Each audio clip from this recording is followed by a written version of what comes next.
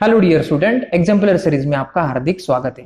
Friends, क्या आपको पता है energy currency of living organism किसे कहा जाता है? चलिए देखते हैं क्वेश्चन नंबर 61।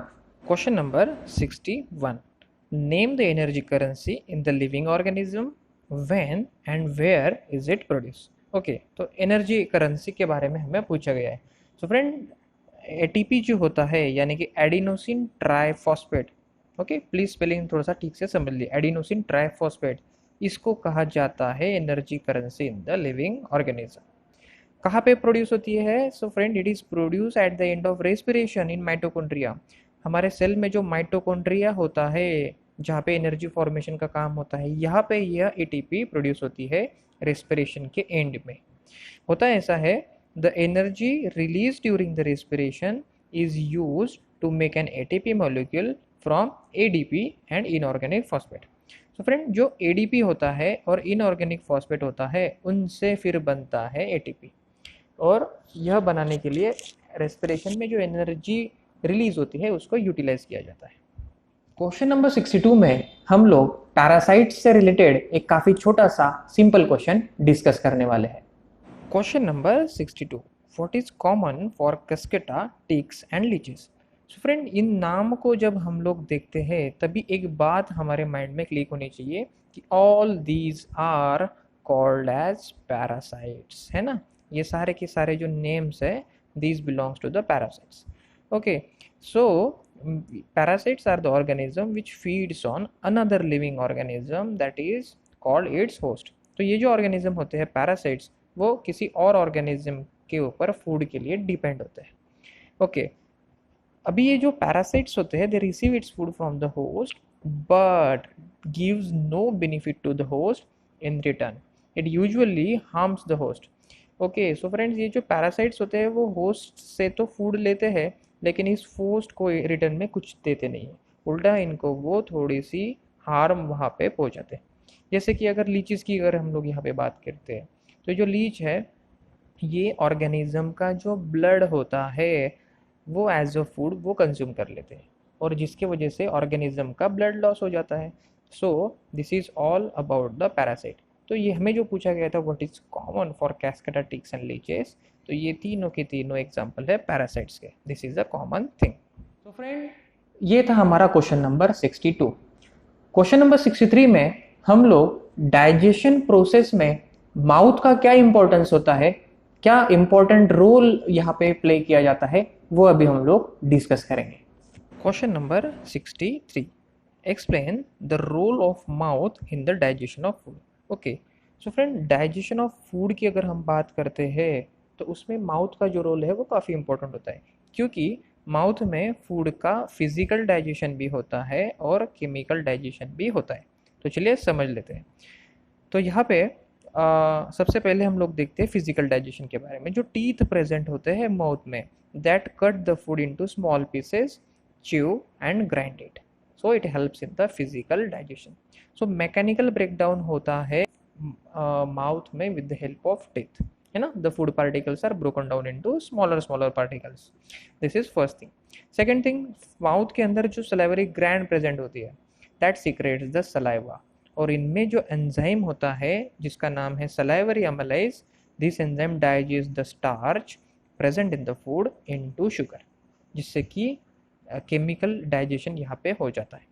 सो ये हो गई importance number 2।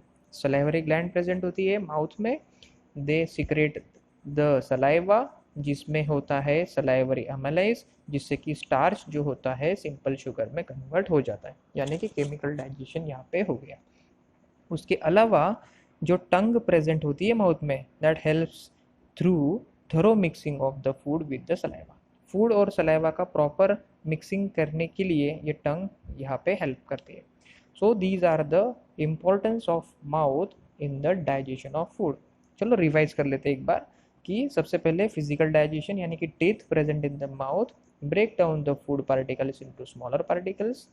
Second thing is that chemical digestion के बारे में हम लोग लिखेंगे कि salivary gland secrete saliva which have salivary amylase and this digest the starch into the simple sugar.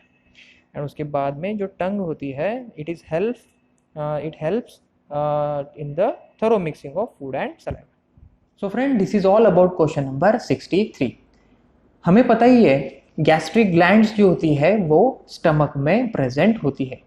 अभी हम लोग क्वेश्चन नंबर 64 में the important functions of gastric gland discuss करने वाले। Okay, question number 64, what are the functions of gastric gland present in the wall of stomach. Stomach में जो walls होती है उसमें गैस्ट्रिक ग्लैंड प्रेजेंट होती है, तो वो गैस्ट्रिक जूस सिक्रेट करती है, तो उसके इंपॉर्टेंस अभी यहाँ पे लिखने हैं। सो फ्रेंड, ये जो गैस्ट्रिक जूस होता है उसमें 3 इंपॉर्टेंट कंपोनेंट होते हैं, सब्सटेंसेस होते हैं। सबसे पहला हाइड्रोक्लोरिक एसिड, दूसरा होता है mucus, and third one is pepsin enzyme. तो हाइड्रोक्लोरिक एसिड का जो फंक्शन होता है, सबसे पहला इंपॉर्टेंस हाइड्रोक्लोरिक एसिड का ये होता है, it makes the food acidic, या ओके, वो एसिडिक कर देता है फूड को, जिसके वजह से ये जो पेप्सिन एंजाइम होता है वो एफिशिएंटली उसका काम कर सकता है। उसके लिए फूड का एसिडिक होना ज़रूरी होता है और वो काम करता है हाइड्रोक्लोरिक एसिड। उसके अलावा फूड में जो बैक्टीरिया प्रेजेंट होते हैं, फूड में जो बैक्टीरिया होते हैं उनको किल करने का काम भी हाइड्रोक्लोरिक एसिड करता है ना। ये हो गया उसका सेकंड इंपॉर्टेंस। उसके बाद में फिर गैस्ट्रिक जूस में होता है म्यूकस।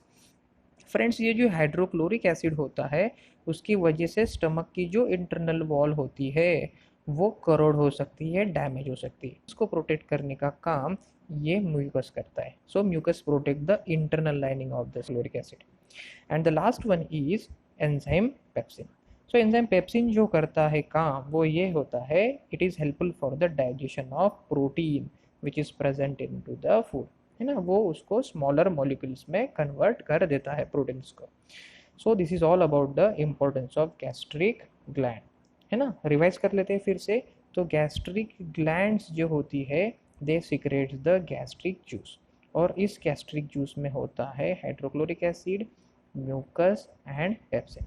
हाइड्रोक्लोरिक एसिड की वजह से 2 काम होते हैं। पहला वाला, वो फूड को एसिडिक बना देता है जिससे कि पेप्सिन एंजाइम अच्छे से काम कर सके। दूसरी बात, वो बैक्टीरियाज को किल कर देता है। म्यूकस क्या काम करता है, mucus internal lining of the stomach को प्रोटेक्ट करता है। और पेप्सिन क्या करता है, पेप्सिन प्रोटीन को डाइजेस्ट करने के काम में हेल्प करता है, वो प्रोटीन को स्मॉलर स्मॉलर पार्टिकल्स में कन्वर्ट करता है। This is the importance of gastric glands. That's all about question number 64. Friends, there are different glands which are present in our body and they have different secretions. Question number 65 में हमें ऐसे ही glands and their secretion के pairs को match करना है।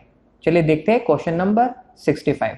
Question number 65, match the terms in column 1 with those in column 2। Okay, match the pair हमें करना है। चलो देखते हैं कॉलम क्या क्या है। Trypsin, amylase, bile, pepsin. Okay, so these are the secretions. In column 2 में हमें दिख रहे हैं pancreas, liver, gastric glands and saliva. Okay, so कौन सी ग्लैंड में से कौन सा सब्सटेंस यहाँ पे सिक्रेट होता है वो हमें पेयर लगाना है। ठीक है, चलो देखते हैं। सबसे पहला है trypsin. So friend, trypsin is secreted by pancreas जो कि प्रोटीन्स को डाइजेस्ट करने में हेल्प करता है। सो ट्रिप्सिन की पेयर लगेगी पैनक्रियाज को। Second one is amylase. So friend, amylase is secreted by salivary gland and it digests the carbohydrate. So amylase की पेयर लगेगी saliva को। Third one is bile.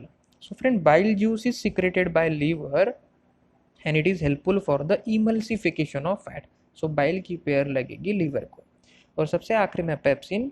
So friend, pepsin is secreted by gastric gland, okay, which is present in the stomach. Okay, so pepsin की जो pair लगेगी वो लगेगी gastric gland को।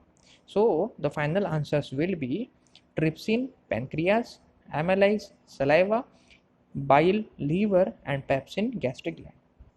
So friends, that's all about today's session. If you like this video, please do not forget to subscribe our channel Toppers Coaching Class. Thank you so much.